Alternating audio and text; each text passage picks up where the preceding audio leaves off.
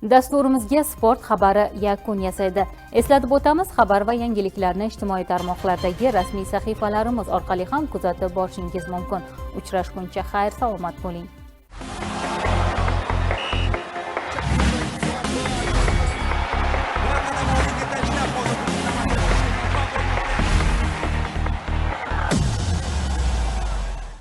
Chiroqchi tumanidagi Birinchi sport maktabida kurash bo'yicha bosh prokuror kubogi musobaqalarining tuman bosqichi bo'lib o'tdi. Musobaqaning tantanali ochilish marosimida so'z olganlar keyingi yillarda mamlakatimizda jismoniy tarbiya va sportga, xususan milliy sport turlariga qaratilayotgan yuksak e'tibor, erishilayotgan natijalar xususida o'z fikr-mulohazalarini bildirishdi. Shuni alohida ta'kidlash joizki, viloyatimizda ham milliy kurashni yanada rivojlantirish, ommaviylikni ta'minlash borasidagi ezgu sa'y-harakatlar bois ushbu sport turiga bo'lgan qiziqish tobora ortib, ko'plab iqtidorli yosh sportchilarimiz nafaqat viloyat, respublika, balki xalqaro sport musobaqalarida ham muvaffaqiyatli ishtirok etib, yuqori natijalarga erishib kelayotganligi alohida e'tirof etildi.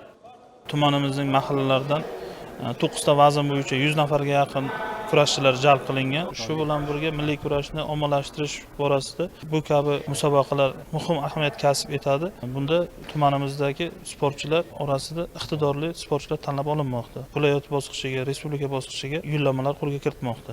Musobaqa reglamentiga muvofiq o'g'il bolalar 9 ta vazn toifasida, qizlar esa 7 ta vazn toifasida o'zaro kuch sinashdi. Qizg'in va murosasiz kechgan bellashuvlarda iqtidorli yosh polvonlar o'z mahorat va epchilliklarini namoyish etishdi. Ishtirokchilarning har biri musobaqaga kuchli tayyorgarlik bilan kelganligi bellashuvlar jarayonida yaqqol sezilib turdi. Beşiktaş Olimpiadasida 90 kilogramda 3-o'rinni egallaganman. 90 kilogramda chempion bo'lmoqchiman va tayyorgarligim yaxshi. Kelgusi o'zim maqsadlarim Olimpiada chempioni bo'lish va yurtimiz bayrog'ini balandlarga ko'tarmoqchiman. E'tiborlisi bu kabi sport tadbirlari nufuzli musobaqalarga tayyorgarlik vazifasini o'tash bilan birga qobiliyatli yosh sportchilarni kashf etishda ham muhim rol o'ynaydi. Shuningdek, yosh avlod vakillari orasidagi o'zaro do'stlik va hamjihatlik kabi hislatlarni yanada mustahkamlash barobarida ularning bo'sh vaqtlarini mazmunli o'tkazish hamda sog'lom turmush tarzini keng targ'ib etishda xizmat qilish bilan g'oyat ahamiyatlidir.